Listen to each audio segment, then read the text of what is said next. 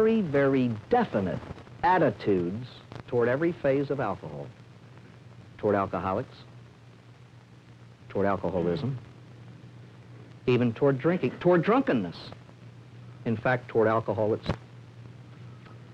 Our attitudes come from our parents, from our religious background, our cultural background, but above all else from our contact with some alcoholic. Every one of you knows an alcoholic. In fact, at least 5 of you live with one actively drinking. In fact, that there are a minimum of 3 active alcoholics here. Face it, that's just a statistic. So many of us will die from cancer, so many of us will die from other things, so many of us will die in accidents, so many of us will die of alcoholism. A fact, it is the #1 health problem in the United States. Hugh Downs on the Today Show was the only other man besides myself who has ever had the nerve publicly to say that he firmly believes, as do I, that there are a minimum of 18 million alcoholics, every one of whom seriously affects a minimum of 6 other people. Good heavens, industry calls it the billion-dollar hangover. But let's examine some of the background sources of our attitudes. We are all right here products of the so-called temperance movement that was born in the United States about a century ago.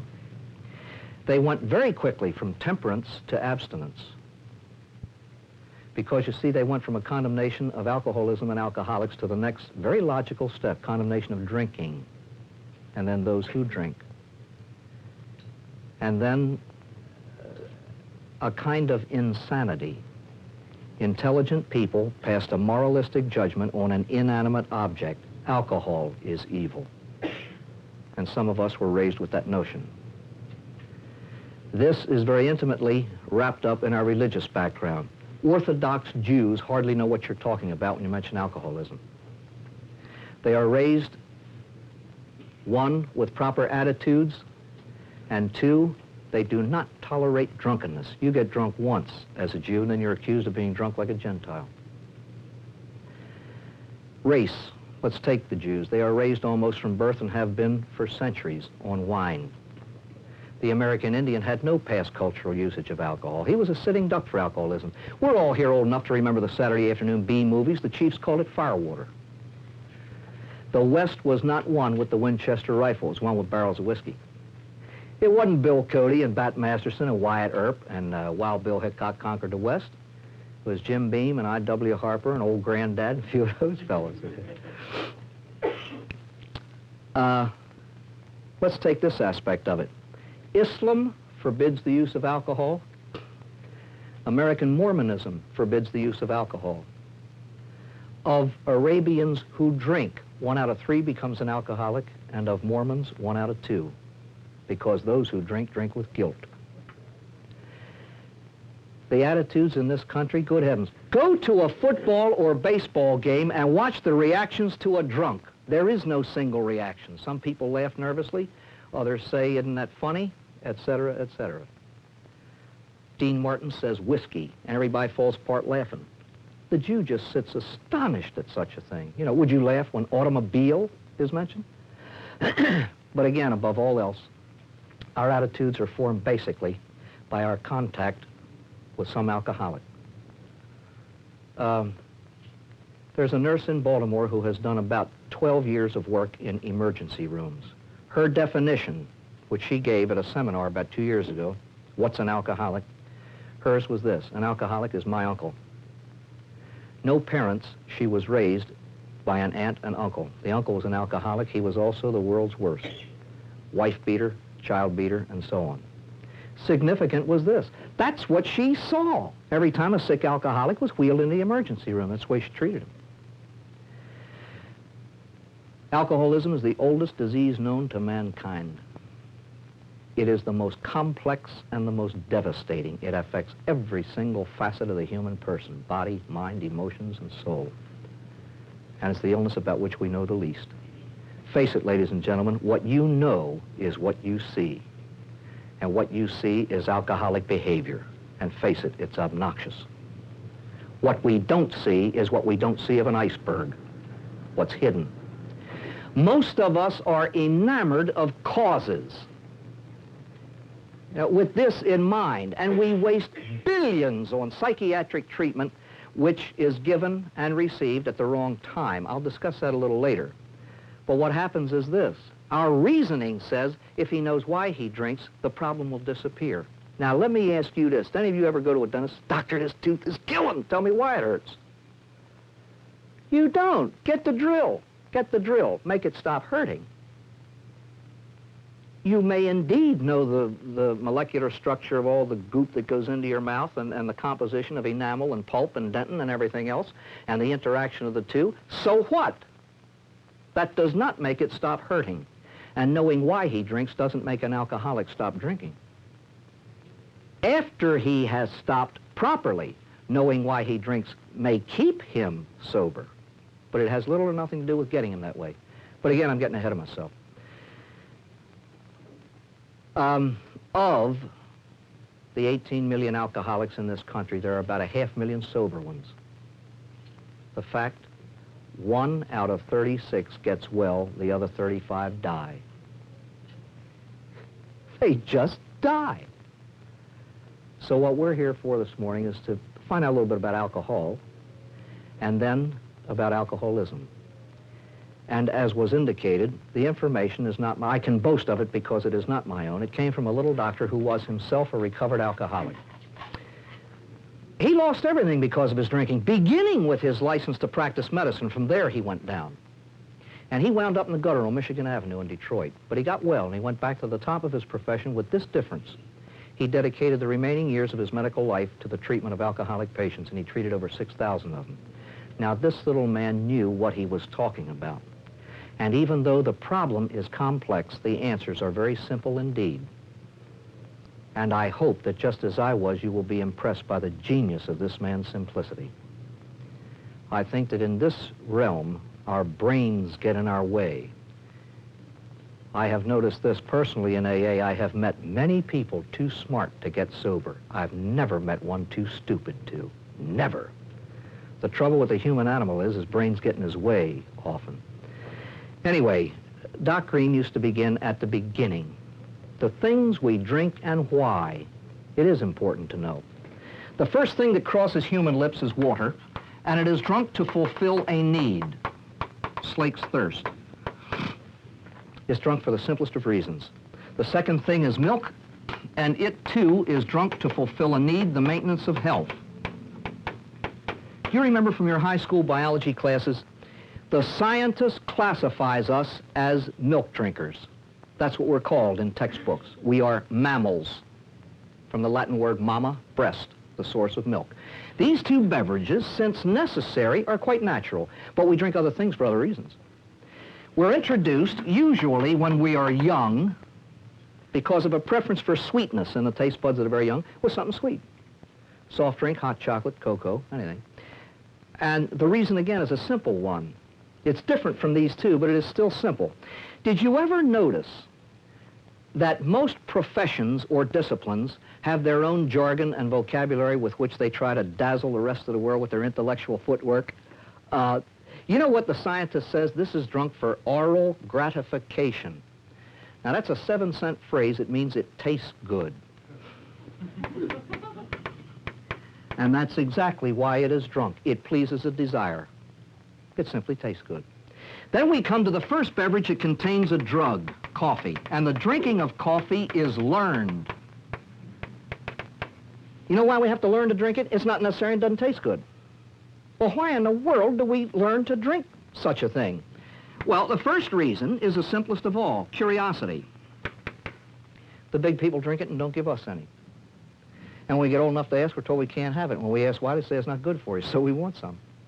So somebody will take a little coffee, cut it with milk or cream, add a little sugar to make it somewhat pleasing to taste. Take a sip, you're doing just what the big people do. That's your first step out of infancy, is drinking a big people beverage. Custom dictates its use. Just as tea is drunk in other countries, coffee is drunk here. In fact, the coffee break is so customary that I think it's written into some labor contracts. And then there is this social aspect that is hardly definable. this business of conviviality. By the way, I hope you noticed I was talking while I was writing that word. Many people think that great achievements consist in degrees after your name or promotions and so on. I consider that a major achievement of my life. It took me 3 years to learn to do that, to keep the... Anyway, then we come to alcohol, the drinking of which is also learned. But to get to this conviviality thing, I skipped it. It's the coffee break. You are not thirsty. A sip of water takes care of that, but everybody else is sitting around, conversing and exchanging ideas, and so you have a cup of coffee too. There is a social aspect to the drinking of coffee at certain times. Alcohol is not necessary and doesn't taste good. We acquire a taste for it, just as we acquire a taste for raw oysters or olives or whatever. Some people drink until they die, never having acquired a taste for it. What are the reasons that are given for drinking alcohol? There are external and internal pressures, both of which are strong. The first is curiosity. Again, the big people drink it and don't give us any. We're told it's not good for us and so on and so forth. Somewhere along the line, somebody's going to take a little whiskey, cut it with water or ice, add a little sugar to sweeten it, a little garbage to color it, take a sip. We're doing just what the big people do. Now, ladies and gentlemen, I presume that most of us are fairly intelligent. We educate our kids to think this way. We do it with our sophisticated 20th century law. When you're 21, you can drink. That's why half of you here, and perhaps most of your kids, will sneak out of a prom to take a drink of beer or whiskey. They never dream of doing this with a Coke. We've educated them to think that way. It's the big people drink. It's the big shot thing to do. And that contributes to attitude. Custom dictates its use. Before men knew how to write, that's the way they made contracts. Your drink was binding, just as was a handshake, just as is a signature. It's customary to drink at births and deaths and weddings. We toast the bride in champagne. Wakes, holidays, celebrations, graduations, holy days, feast days, fast days, Sundays, Mondays, Tuesdays, Wednesdays. You can go right down the line. It's customary to drink. And conviviality, important, vastly important. And it's far more conducive to conviviality than all the coffee grown. Take a room full of, let's say, 75 people, and you don't know each other too well. Everybody's a little stiff, pardon the expression, and formal. Circulate a couple of gallons of martinis and stick your head in the same room about an hour or so later. Everybody is about as convivial as they can be. And they're quite at ease with each other. There's a biochemical reason why that is so, and we'll see it in a minute. Alcohol is drunk for escape. Now, forget all the background ins and outs of psychiatric reasoning. I'm talking about normal people with normal problems. You want to get away from them? Take 3.5, 4 martinis. The problems are still there, but they don't bother you now. And there's a biochemical reason why that is so. And for those who can take it, it's marvelous. Here in the United States, about 1 out of 8 will become alcoholic. The other 7 can drink until their death, enjoying it. In fact, Scripture refers to wine as the gift of God that gladdens the hearts of men. Tensions, frustrations, anxieties, jobs, husbands, wives. Take 3 drinks and just settle back for a couple hours. It's wonderful. Pain is a reason given. In fact, beer and wine have been beverages from the beginning. Distillation, what produces whiskey and gin and the so-called hard stuff, wasn't discovered until fairly recently in the history of man. And when it came into being, it was used as medication only. But now it's a beverage, and I strongly suspect people who use pain as their reason for drinking. Say, what'd you get drunk last night for? When you get an answer like receding gums, you know there's trouble. There's trouble. There's a fellow in AA over in Baltimore, he's sober 17 years. Now, when he was drinking and couldn't make it into work, he'd call in and say, I got to go to the dentist, get a tooth out. He was sober about a year, and he and his boss were talking about his drinking. And the boss opened his desk drawer and pulled out a sheet of paper. He said, Ross, you know, when you were drinking, he said, you had 75 teeth extracted. He did. Here's what I mean by Dr. Green's simplicity. Euphoria is why the human animal drinks alcohol. That's a 32-cent Greek word that means a sense of well-being. This is why you spend $2 for a cocktail. You could buy a case of orange for the same price. But that little old glass with 2 ounces of booze in it does what all the orange in the world can't do, makes you feel good. And here's where he used to argue by the hour, by the week, by the month, and by the year with his medical colleagues. The answer is just too simple to be true. I demand complexity. It isn't true at all. Now, why do you want to feel good? Now, you can fill psychiatric libraries, but that's why the human animal drinks alcohol. Now, fascinatingly enough, the chemistry of alcohol. Don't let this scare you. Alcohol is a chemical composed of carbon, oxygen, and hydrogen. I know no chemistry. I flunked it in college.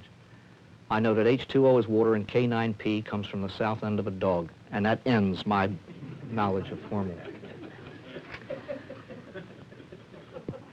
Alcohol is not a food and has no food properties. There are no minerals, no vitamins, no proteins. In fact, the stomach can't digest it. The stomach digests what it's in. Beer, for example, is about 5-6% alcohol. The rest of it is food stuff. But the alcohol itself is not digested. It's oxidized by the liver. But anyway, basically it's a solvent and one of the best in the world. It'll remove stains from tables, stomachs, bankrolls, marriages, jobs, friendships, it's the best. It's erroneously looked upon as a stimulant because of the wacky things people do when they drink it. I would guess that at least a fistful of you think alcohol stimulates because of what people do when they get a couple. But it isn't. It's an antiseptic. The nurse purifies arms or legs or wherever she wants to stick needles before she sticks the needle in. For centuries, it was the only anesthetic that mankind had. It's a poor one, and we'll see why. When wine was offered to Christ on the cross, it was meant as an act of simple human kindness. Cheap wine was standard equipment in the execution kits of the Romans who killed people by crucifixion. Basically, in its drinkable form, alcohol is a sedative drug, and alcoholism is addiction to it. Now, that's the whole morning in a sentence. Alcohol is a sedative drug, and alcoholism is addiction to it. I maintain firmly and strongly we know nothing of addiction. Nothing. The only thing we can do is describe it. That's all. And treat it. But what it is, God knows. And usually he won't tell. All addiction is characterized by compulsive use of the addictive substance. And that's why the drinker that you know drinks the way he does. He doesn't will it. He drinks that way against his will. Would that he could handle it. That's his problem. He tries to handle it. He can't. Now, addiction is progressive, and once contracted, it progresses until death, even though you can stop or arrest the addiction. The addiction is still there, and it worsens when it is gone back to. But we'll see about that in a minute. Here, I think, is Dr. Green's genius. He does the obvious. He shows that alcohol is a sedative drug by comparing its action with that of an accepted anesthetic drug, ether, which, like all sedatives, interferes with the oxygen supply to the brain and puts it to sleep. The brain, as you know, is an organ composed of parts that control functions. I realize this is simplistic for any of you who may be connected with medicine, but this is the way it was presented to us. It's the way we understood it. It's the way I pass it on to you. The outermost part of the brain houses reason, the intellect. Beneath that, the emotions, the imagination, the memory. Deeper still is that part controlling your motor activity, the movement of parts, your arms and legs.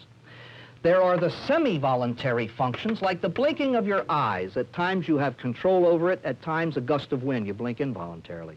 There are purely involuntary functions, the action of your stomach and your intestines. And then from the Latin word vita, life, there are those functions essential to life, which we call vital, your heartbeat and your breathing. Now, the brain goes to sleep from outside in. It can be done almost instantaneously, but step by step, that's the way it goes out. Everybody here also has some notion, and correct, I'm sure, of adulthood or maturity. An adult is somebody with a sense of responsibility, or one who tries to fulfill a sense of responsibility. An adult is someone sensitive to the sensitivities of other people. Cardinal Newman's classic definition of a gentleman, one who does not consciously cause pain. Dr. Green's definition, one who functions this way, according to the formula I over E. His intellect controls his emotions. Going along with the entire school of scholasticism founded by Aquinas, man is a rational animal. Now let's see what happens to that formula when the brain that controls it is interfered with by adding a drug to it. First of all, there's a dryness in the throat. It's highly absorbent of moisture, dries out those mucous membranes, and you get this vague sense of suffocation. You want to rip the mask off and gulp fresh air. But before you can do that, you feel good. Whee! Get the picture. You have just left your room, clad in what is euphemistically called a hospital gown. I think they're obscene, personally. Then they put you on a hard metal cart, and guess how you get to the operating room? No one has ever explained to me, from hospital designer, administrator, doctor, or nurse, why in the most modern hospital, where they perform surgery all day, every day, there's no such thing as an elevator for surgical patients. You go down on the public elevator. There are always about 3 or 4 clowns doing one of these on you as you go down. Then they wheel you into the operating room where there are 6 ghouls. And they're standing there in cap, mask, and gown, and guess what color? You know, some psychologists have earned their doctorates writing theses on color and how it affects morale and so on and so forth. After 92,000 launderings, these hospital gowns now are vomit green. And you're there with an empty belly at 8:10. And then the fellow who used to be your friend the night before walks in this way.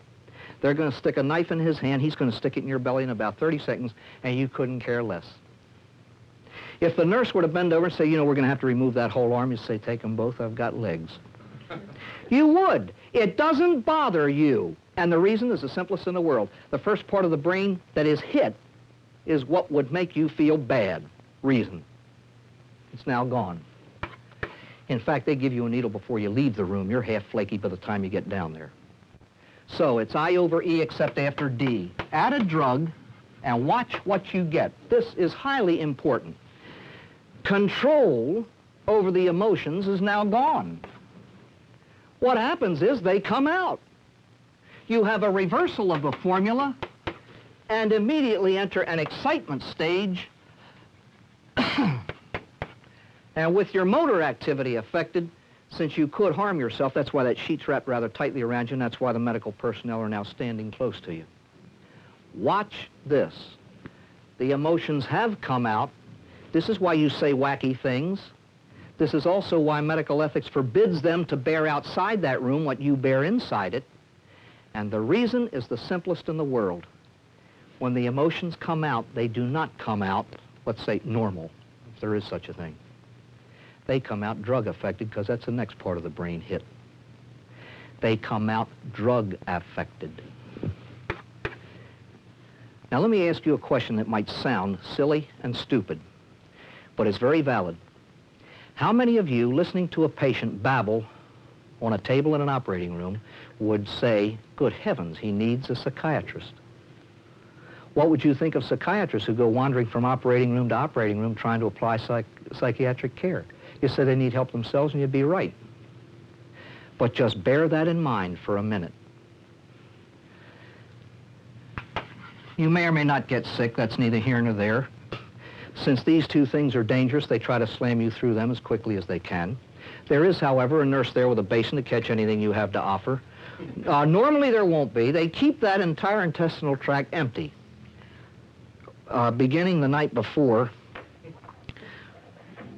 by use of the most sophisticated medical technique known to God and man. It's called the enema, is what it's called, and could. Personally, I think it's inhumane and barbaric, but I don't know of any other way. I had 6 in 3 days one time. I was in for a complete checkup. And by the 4th, when that fellow walked in with the 4th enema, I saluted him. Honest to heavens, I called him the Rear Admiral of the 4th floor. That to me is as irritating as the surgery itself, really. But when the semi-voluntary functions go, You are in pre-anesthesia, simple unconsciousness. You cannot yet be cut. When the involuntary functions go, you are in anesthesia and can undergo surgery. The next step is obvious. The only thing left is your heartbeat and your breathing.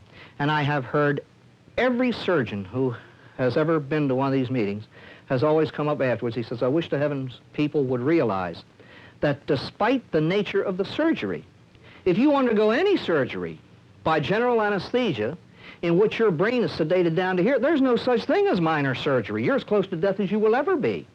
This is why, to keep a person between anesthesia and death, because death results when the vital functions go, is highly dangerous indeed. Most anesthesiologists are MDs who do nothing but this. Coming out of it, you go through the same process in reverse. From anesthesia to pre-anesthesia, you'll be sick and you undergo an excitement stage. Ether is terribly conducive to nausea. This is why they use anything else they can. And part of the sickness, particularly after abdominal surgery, is this phenomenon called gas. Oh. Those of you who have experienced it know what I mean. And if you haven't experienced it, you can only imagine. In the middle of the first day after surgery, you are afraid you might die, and in the middle of the second one, you're afraid you might not. And I'm dead serious about that, too. You do not care if the next minute of your life shows up or not. And you know what happens? A surgeon friend of mine explained, he says, you come too, but they don't for about 3 days. This is why they try to get you ambulatory and why they try to get you to eat and so on as soon after surgery as possible, to activate those things. What causes the pain is the distension of the intestines caused by gas. You can cut an intestine without feeling it hardly, but just distend it ever so slightly, which is what a cramp is, and the pain is almost unbearable. Now, watch. Standard medical procedure. You go to recovery room till you're conscious, then back to your own room, and as soon as this team of usually about 4 or 5 pros gets you back into bed in almost a split second, the first procedure performed is a massive dose of morphine. It's to prevent hurting yourself in the excitement stage, and also, and quite obviously, to alleviate the pain. Now, there will not be any euphoria for obvious reasons. Now, watch. I have never ceased to be impressed by this. Cross out ether, substitute alcohol. It does exactly the same thing. Ladies and gentlemen, please remember this. As such, this has nothing to do with alcoholism. This has to do with alcohol, what it does when you drink it. A biochemist showed me this about a month ago. To get ether, what you do is you take 2 alcohol molecules. Here's one. Now watch. H-O, C2H5, and you remove the water. H2O. That's ether. Practically speaking, one is the other without the water in it. And by the way, this is just a personal thing for those of you who are parents. You cannot teach your children how to drink. And if they are teenagers, your capacity to teach them is long gone anyway. What you have to give your children, number one, is a sense of values and proper attitudes. And then you hope to God that when they hit their teen years, when they will choose, that they choose responsibly. And that's what you have to give your children. Attitudes and a sense of values. That's it. Well, how do I teach my children to drink? You don't. When I'm asked that question, I say probably the same way you teach them to use goofballs. This is a drug. Now, it comes in beverage form. Please remember that. God gave it to us in that form. It is simply what it is. You don't use this information to scare kids with the fear tactic. It will not work. They know that most people who drink do not become alcoholics. They'll turn you off like that. Anyway, the first thing we feel with alcohol is the first paradox about its nature. It's a liquid that dries out your throat. Now, for those of us who know it all, did you ever say, here, wet your whistle? Well, it doesn't. It dries your whistle. The chaser wets your whistle. That's why we invented it. That's why we invented a mixed drink. To do away with the unpleasant burning sensation caused by the dryness and the irritation, and also to make it somewhat palatable. Now, if you don't, of course, beer and wine have a kind of a minor percentage of alcohol. It's the spirits, you know, that hurt. Now, if you've never experienced that, try it with a straight shot when you go home. Or if you don't care to, go to a football game and watch the reaction. There's some clown up in the stands with a half pint, and he takes a big smash, and you get, oh, that was good. And then the tears are streaming down his cheeks and so on. Well, that's what happens. It dries out the mucous membranes of the throat because it's highly absorbent of moisture, and then it causes this irritation here. However, after a while, you'll feel good, then you don't mind the burning. Now, why do you feel good when you drink alcohol? What is not oxidized by the liver gets into the bloodstream, and the blood ultimately brings it to the brain where it begins to sedate it. How do we know? Simple observation. Dr. Green is not teaching anything here. He's pointing out to you what you already know. Let me ask you this. Do you know when you're in a room full of people drinking? It's obvious, isn't it? Somebody very drunk staggers. And by the way, alcohol is noticeable. I just can't buy this stuff. People say, you know, I know a guy drinks 18 gallons a day, and you'd never know it. Well, you'd probably never know it because you've never seen him sober. Did you ever hear that story? And I'm sure the Navy men here are familiar with it. The fellow, the first mate or whatever, who keeps the log. The captain was drunk today, the captain was drunk today, and this went on for years till the captain discovered it. He says, don't put that in there, so the fellow didn't. So I think it was 8 years later, there was an entry one day, I think it was July 13th. The captain was sober today. You know. You feel good when you drink because alcohol knocks out of the picture what would make you feel bad. This is why it's a marvelous escape from your problems. This is why. And people feel good, you can see it. You can see it. And here is where you see it. Did you ever see a drunk try to light a cigarette? It's a major production. To watch him zero in on the end of that thing. But before he gets drunk, in Canada, one of the finest films on alcohol is a thing called .08, about blood alcohol level. They used professional racing drivers. They gave them 2 shots. That's it. Put them behind wheels of cars. And then they had to go through one of these obstacle courses. These are professionals. Professionals. And one man was actually cussing himself because he's knocking pylons over. He felt he was functioning well, but he wasn't. And this has to do not with alcoholism. This has to do with you who drink. You do not function better with a couple of drinks. Because you feel you function better doesn't mean you do. Well, I drive better after a drink or two. No, you don't. You drive more relaxed. You do not drive better. There's that split-second difference getting your foot from the accelerator to the brake. There's that weaving of the hand, getting the key in the ignition. Where we notice it, you can see it in people, that slowness of the blinking of the eyelids. And then with the motor activity affected, the tongue gets a little bit thick, just ever so slightly. Now, we smile, but this is the way it hits people who drink it. This is the way.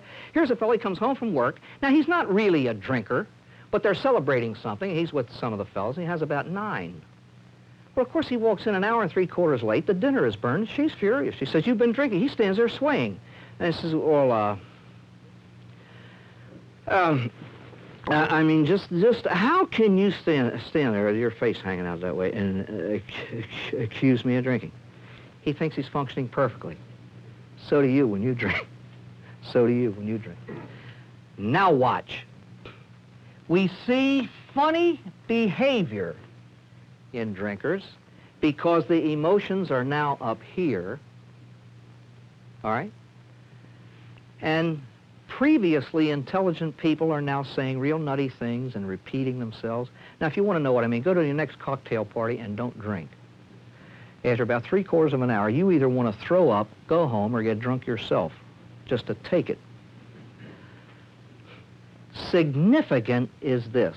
Please remember it. After a couple of drinks, you know, we think we've discovered truth serum. It's been around for centuries. It's called booze.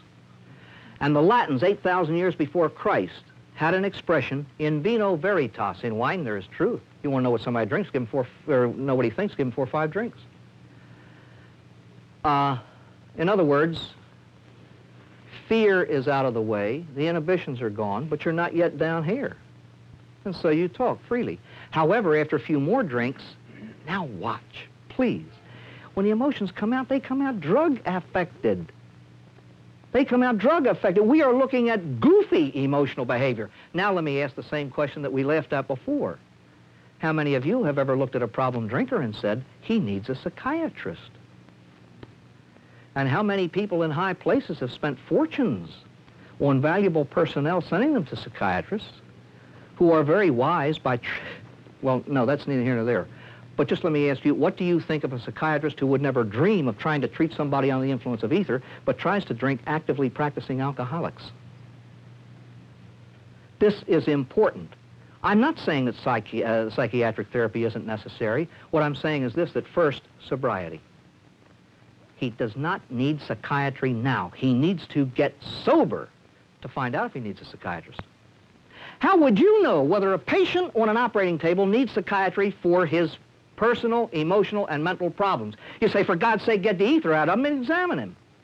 It's the same way with the alcoholic. Get the drug out of it. Good Lord, he's been bathing his brain in a drug for 15, 18 years. He needs sobriety to find out if he needs psychiatric care for his emotional problems. Dr. Green has said this, I have seen borderline psychoses clear up with sobriety. It is not whether or not he needs it. Some alcoholics do. In fact, Dr. Green and everyone who has ever done a study on it has found out that the percentage of alcoholics who do need psychiatric attention is exactly the same as the percentage of the non-alcoholic population. About 7 to 10% of all people need care. So, the conclusion, in the initial stages of recovery, psychiatry is contraindicated. Get him sober first. Dr. Green used to say, of those who do need care, he put it semi-crudely, but truly. If you were nuts before you started to drink, you'll be a little flakier after you quit, and you will need subsequent care. All right? With the emotions on top,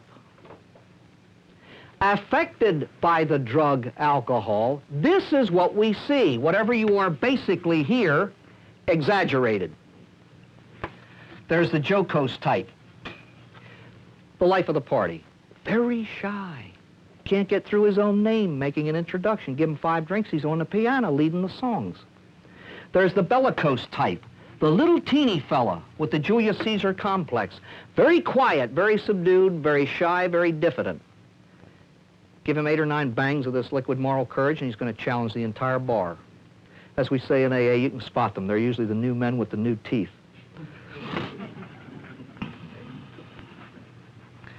Then there's the lachrymose or crying drunk. Have you ever met one?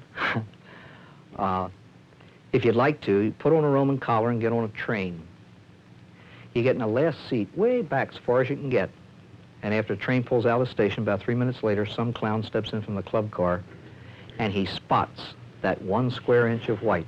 Many a drunk who is very drunk can't quite focus. They tell one of a drunk going down the street and 2 nuns walking up. They didn't know what to do because he was staggering. But when they got near him, they separated and went around him, and he stopped and said, now, how'd she do that? Of course, he can't quite focus, but he... Anyway. You may or may not get sick as you drink. That's neither here nor there. You do not have to get sick. But if you drink enough, you will pass out. 3 paradoxes about alcohol. It's a liquid that dries out your throat. It is a sedative that seems to stimulate, and it's an anesthetic that can't anesthetize, precisely because it's a liquid and must be drunk. And when you drink down to unconsciousness, you can't pick up the glass to get you down to here. How then does alcoholism kill? Through cirrhosis, through malnutrition and all that they give birth to. And also, oddly enough, a doctor told me this about 2 weeks ago. He said many an alcoholic will choke to death on his own vomit. He'd be lying on his back and just regurgitate a little bit of his supper and choke to death on it. And secondly, or lastly, by accidents. Alcohol really kills through accidents. Coming out of it, the drinker goes through the same process in reverse. Pre-anesthesia, nauseated. He'll undergo an excitement stage, but will not experience euphoria. Very briefly, before we come to the end of this segment, let's look at 2 people who go through this process. Charlie and his Aunt Mabel show up for a New Year's Eve party. Now, Charlie's the alcoholic. Watch. He burns his throat, feels good. For a while, he's the life of the party, changes into filthy McNasty. Somebody bangs him in the mouth. He cries in his beer and then passes out 11:30. This is significant, ladies and gentlemen. He did not intend to be unconscious at midnight. He intended to see the new year in. but he's out. What do you do with a drunk? This is very quick and it's very practical. You put him in the car, his. There are very practical reasons for this. Most alcoholics do not eat because they cannot, but it is a New Year's Eve party, and there's the traditional pickled herring. He's nibbling all this stuff. There are raw oysters, deviled eggs, 92,000 cheese dips, nuts and pretzels and so on, and it's all sloshing around with the VO here. Now, about 3:30 out in the car, the cold is going to wake him up. He will then sit up, wake up, and throw up. You make sure it's on his upholstery. Never put a drunk in your car, and I'm serious about this. The second thing is, he undergoes the excitement stage, and at about 3:45, everybody's ready to go home, and here's Charles at the door. I want a drink. Now, you've heard that. And guess what the wife always says? Charles, you've had enough. Here's where two people say to each other what two animals wouldn't. Dr. Green's second piece of advice is the most normal, natural, and intelligent in the world. He says, what do they do in the hospital? Knock him out with morphine. He says, for heaven's sake, give him the drink. Make sure it's that big. For two reasons, and they're very solid. Number one, he'll get it. And number two, he's got the keys of the car in his hand. He's going to drive. Millions, literally millions, are now being spent trying to reduce alcohol-related highway crashes. Over 50% of the carnage is caused by alcoholics, and over 50% of pedestrians killed are alcoholics.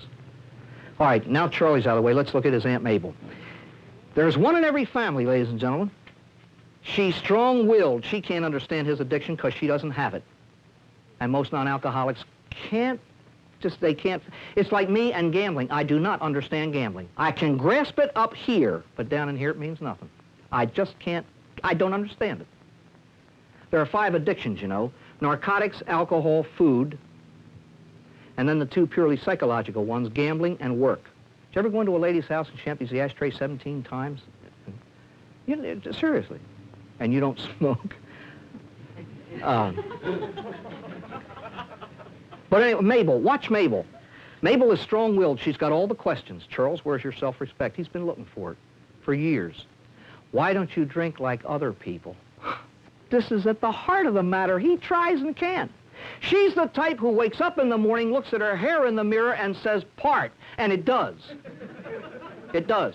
Now watch her. She doesn't drink. They sneak a screwdriver into her. On the guy, this glass of orange juice, Mabel. She drinks half of it, and you look at her 20 minutes later, she's over there with a stupid grin on her. She doesn't know what it is. 3 hairs are out of place, and her foot's tapping time to music. And in the middle of the second drink, she passes out.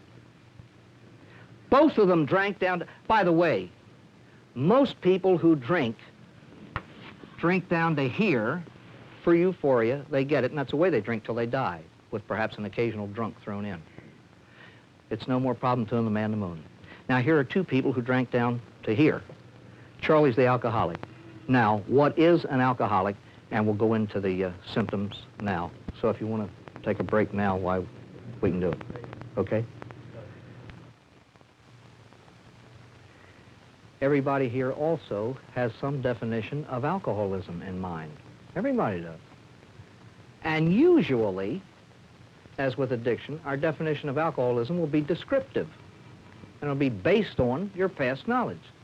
Most of them, I think, would be true and accurate. But Dr. Chaffetz found out, from having done a study up at Massachusetts General Hospital, trying to find why so few alcoholics were being diagnosed in emergency, discovered that one of the 3 major reasons was this. Where the patient's drinking pattern paralleled that of the examining doctor, he was not an alcoholic. And I'll bet you cash that those of you who are having trouble with your drinking will give a descriptive definition that will not include you. If you're a weekend drinker, isn't it obvious that an alcoholic is somebody that drinks every day? If you get drunk occasionally, isn't it obvious that an alcoholic is somebody that's drunk all the time?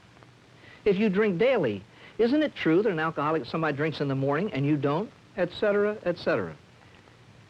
An alcoholic is someone whose drinking causes serious life problems. It's that simple. It is just that simple. And again, I think that the validity of any statement can be seen in the stupidity of its opposite. Let me ask you this seemingly crazy question. Do any of you know, or have you ever heard of, a person, man, woman, or child, who has ever wrecked an automobile, totaled it, and nearly killed himself as a result of eating string beans?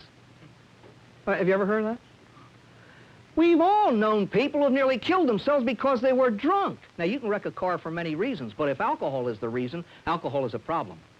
Face it, I can't prove this. It's a self-evident truth. To prove, you step behind and show something up in clearer light. I can't prove this. What makes problems is one. I can't prove that. You buy it or you don't. Let me again describe.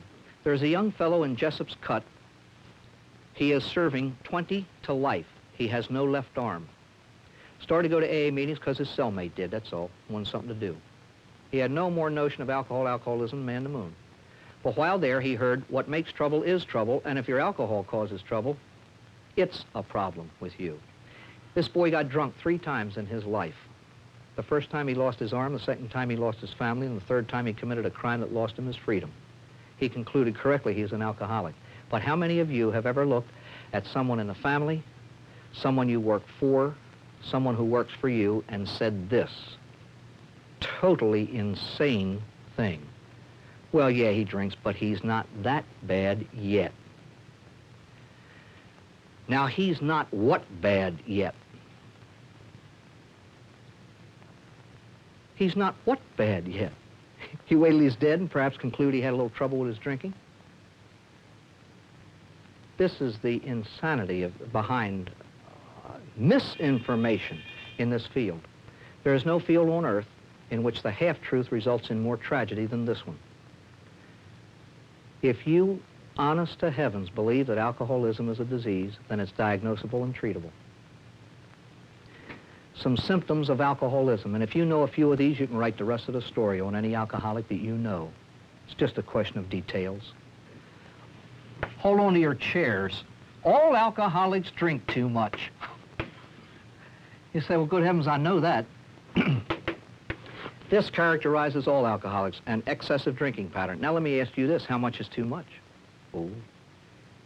See, it doesn't have to do with any constant amount. It's purely relative. Too much is however much is too much for you. That's too much. And too much is what makes problems. Let me show you. We call alcoholism a disease of mind. Here's the way he functions. And please bear this in mind all the way through. He can get the troops out of Vietnam in 3 weeks. Ask him, why doesn't the president call me? He can't get out of bed, but he's going to get the troops out of Vietnam. He can solve world problems, can't handle his own. I knew a psychiatrist in Detroit, used to treat alcoholics, and he was good. But in between patients, he'd reach into the drawer and boom, it's the only way he could get through the day. The problems, blackout. Just as all people, addicts and non-addicts, will be affected by ether, all people are going to be affected by alcohol. Now, alcoholics and non-alcoholics can experience blackouts. But tell a non-alcoholic, fairly normal person who can't remember last night but who has a dent in his right front fender that he may have hit somebody, he'll never drink and drive again. The alcoholic drinks and drives all the time. A blackout, by the way, is present inability to remember something done recently under the influence. You can remember graduating from grammar school 900 years ago and can't remember last night. I know a woman over in Baltimore married to a man who was up for promotion to general. At 3 a.m. during the Christmas holidays, her daughter, home from college, found her passed out in a bathroom floor. It embarrassed her for about 30 seconds. This lady blacks out every time she drinks, beginning at 4 p.m. every afternoon of her life. She has no recollection at all of every evening that she drinks, and it's daily. This no more phases her into man to moon. She's sick. This is way down here. Gulping and sneaking drinks. If a man were to see his wife sneak into the bathroom, lift the lid off the toilet tank, pull out a bottle of milk and drink 3 shots, he'd have her committed in about 5 minutes. Now, he drinks alcohol this way. That's why he drinks alcohol. And it never dawns on him as this different from normal people. Loss of control. In whatever degree. Why, he was drunk at his daughter's graduation. Of course he was. He said he was only going to drink 3. He drank 23. He is more baffled than you. And so when you ask him why, he comes up with alibis. He has an alibi system. You know what an alibi is? It's an unreasonable reason for doing something. What'd you get drunk last Monday night for? He says it rained. You say, how about Tuesday? He says it didn't. Or it's the people I work with, it's my wife's big mouth, it's the dog's birthday, my team won or my team lost, whatever. Now, we laugh at the alcoholic's alibis. Now listen to the professional man's. Well, he's drunk because he has an inferiority complex. He's drunk because he's afraid of authority. He's drunk because he was born in the slums. He's drunk because his mommy abandoned him when he was 3. He's no such a thing drunk for those reasons. That's the professional man's alibi system. I don't mean to ridicule it, don't mistake me. We'll try to clear this up a little bit later. But his reasons for the alcoholic's drinking are somewhat valid because they did play a part in the alcoholic's contracting the disease. That's not why he's drunk today. Anyway, the eye-opener. The need of a drink after a period of deprivation. Please notice it's not called the morning drink, because many an alcoholic has read somewhere, if you drink in the morning, you're in. So you know what he does? He shakes to pieces till noon. As though a disease depends on a wristwatch. We call it the eye-opener, the need of a drink after a period of being deprived of it. Sleep. So normally the eye-opener's in the morning. Drinking alone. To hide the frequency and the amount. He doesn't want you to know he drinks as much as he does, as often as he does. That's why he shows up with about 12 miniatures in his pocket. Old weak bladder Willie, he's the guy in the office who goes to the bathroom about 82 times between arrival and lunch. And he comes back a little more woozy after each trip. Did you ever catch anybody at, this is why he gulps and sneaks. He doesn't want you to see him drink. Did you ever walk into a kitchen at a party, you know, and hear some clown there with a bottle in his hand? Hi there, hello. He's embarrassed. He's caught at... Are normal people embarrassed at taking a drink of whiskey? No such thing. He is, because he doesn't drink normally. He doesn't drink normally. That's not normal drinking. Change the pattern. I've got to do something about my drinking, so he switches from bourbon to scotch, to vodka, to beer. Let me show you what I meant in the beginning by lack of knowledge of this thing. There's one difference between a beer alcoholic and a whiskey alcoholic. There's the same amount of alcohol in 12 ounces of beer as you'll find in an ounce of whiskey. Simply means you got to drink more and go to the bathroom more often, and it's not worth it. Especially on these cold winter nights. They tell one about a man that bought a beer, went into the men's room and just flushed it down the john. Somebody said, you lost your mind? He said, no, he's just sick and tired of being the middleman.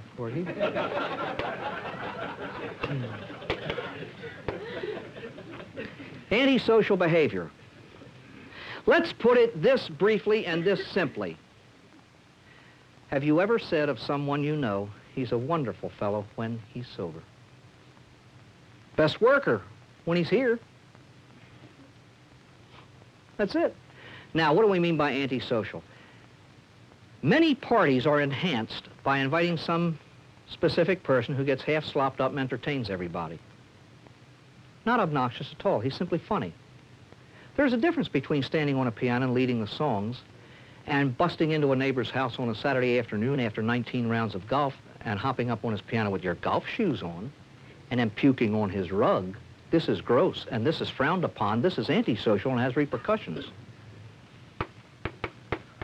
Loss of friends, jobs, and families. I am not so much of a fool as to think that these things can't happen as a result of many other things. But if they result from one's drinking, then that's alcoholism. And please, I beg you, if you remember nothing else, alcoholism is a family disease, and those who live with it get as sick or sicker than the alcoholic, and they need treatment. Let me show you what I mean, and I don't say this for shock value. A couple hours, kids in our high schools are going to be down in the cafeteria eating lunch. And at too many tables, where they're talking about some game they saw the night before or some lesson they just had in class, there's going to be one kid down at the end with his face down in the soup. He's saying nothing. Guess what happened in his house last night? At 2:30 in the morning, he was shaking to pieces, listening to his dad calling his mother a goddamned whore in the midst of a drunken rage. Now, this happens in your block. What happens in the heart of a little 8-year-old girl who comes home from school with a classmate, and there's the mother stark naked, passed out in the middle of the dining room floor, drunk. They don't get over these things. They can't ventilate them with anyone. Most alcoholics recovered in AA are children of alcoholics. And I don't think because they inherit it. I think they inherit attitudes caused by their experience with an alcoholic. I have met women who have said to me, I've heard it so often, Father, I'm beginning to believe it myself. I don't know what I am.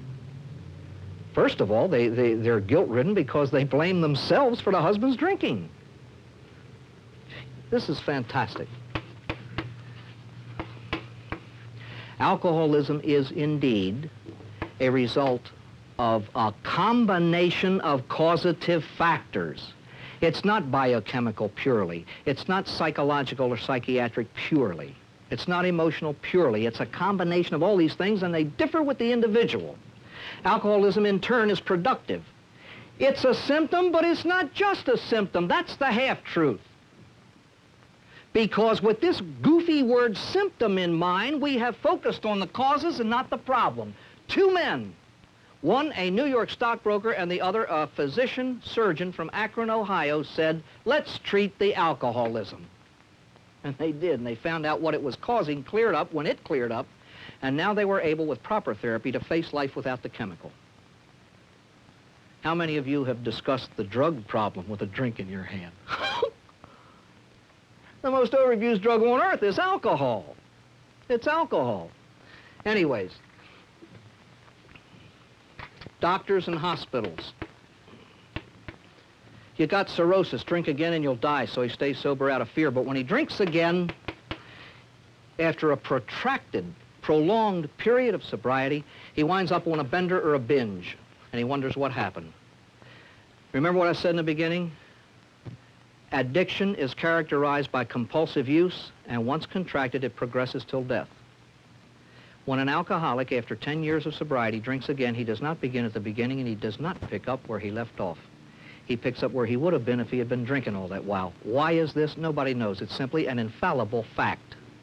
So the alcoholic can't stay sober 5 years and drink. At the punch bowl's brink, let the wise man think what they say in Japan. First the man takes a drink, then the drink takes a drink, then the drink takes the man. He's sober 8 years, and he says this to himself, I'm a man, I can handle a beer. But all addiction goes from the lesser amount to the greater amount, from the lesser drug to the greater drug. He does handle a beer, and he may for a week. But sooner or later, he's going to handle 2, and then 5. Then he handles 5 shots, and a few days later, a fifth and a half handles him.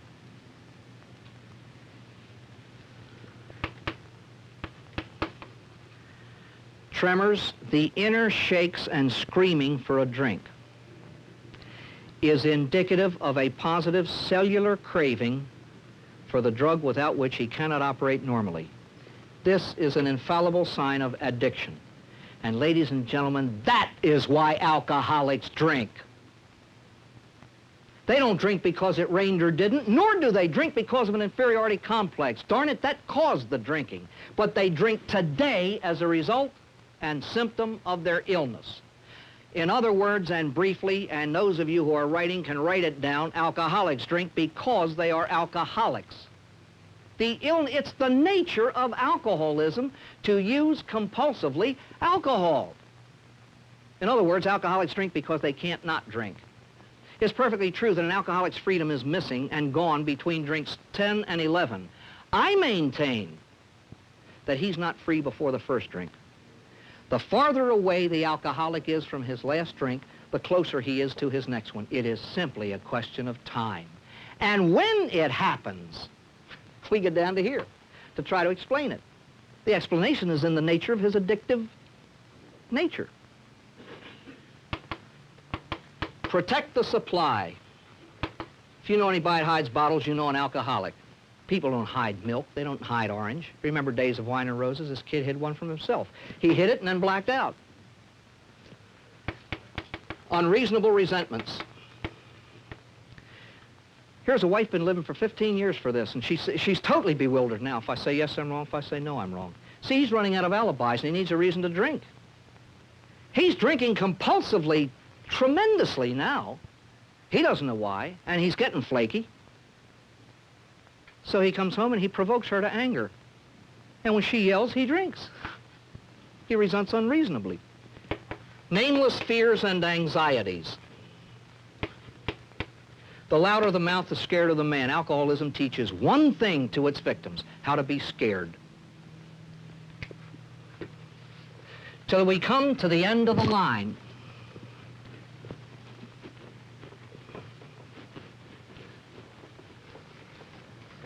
The collapse of the alibi system.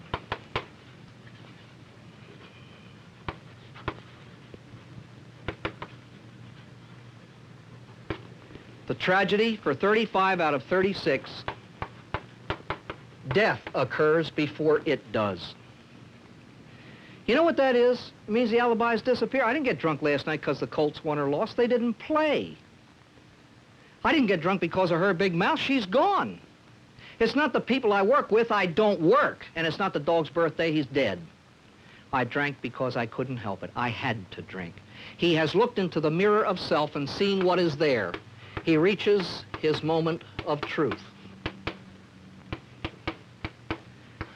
The insanity of our reasoning. Is it true to say you can't help an alcoholic until he wants it? Yes. Perfectly true. He will not respond to treatment until he wants to. All I'm saying is get him into treatment. Try to make him want to. That's all. You know what I'm saying, in effect? I'll wait till he asks for help. God in heaven, I'm looking at a man with a sick mind and asking him to make a major decision about his life. I am presuming the very health of mind that he needs and doesn't have. You can lead a horse to water and not make him drink. Good gracious, I know that. But you can lead him there and make him thirsty. Get him into treatment and see if he'll respond. Okay, but what might work, might work. Let me ask you this. How many of you have ever walked down the street on a beautiful spring day about a half hour before lunch and say, gee, I got a half hour. I think I'll go in that dentist's office and have a few teeth out. We don't function that way. How can we expect an alcoholic to say, I think I'll do something about my drinking problem until he says, I got one? And if he doesn't know he's got one, it's up to us to make him see it. How about seeking treatment, buddy, or seeking a new job? You know, like that. If he surrenders to his addiction, he winds up incarcerated, insane, or dead, or he can surrender to help. There are clinics, there is psychiatry, there is psychology, and I beg you, don't undersell the virtue and the value and the place of a return to one's religious faith as a component of complete recovery. But above all else, what works best for most is AA. Face it, ladies and gentlemen, ain't a thing on God's good earth that works or succeeds like success. Nothing. It is 12 principles by which to live based on the first 3. I can't handle it. God can. I believe I'll let him. It has worked to the tune of 500,000 people. The programs that you will set up in heaven's name, use the resources you have available, the professionals who know what in God's name they are talking about. Tons of money are being dumped into drug abuse, and I think we know nothing about drugs, nothing. And we spin wheels and get a lot of screwballs heading up these things. Forgive me, I don't mean to be stepping on individual toes. I'm just calling facts. Use people who know something about alcoholism to help in this. And I might leave with these few thoughts. Number one, to me, an educated man is one who has learned after a number of years to say, I don't know. I don't have all the answers. We need many people to do it. There are guidelines for industry that have been found to be workable. In heaven's name, find them out. Secondly, you have been more than kind. I appreciate more than you know your having me here to talk. I hope for those of you who can still drink that I didn't spoil your drinking for you. And if ever you meet somebody who doesn't have a smile on his face, give him one of yours. Thanks very kindly.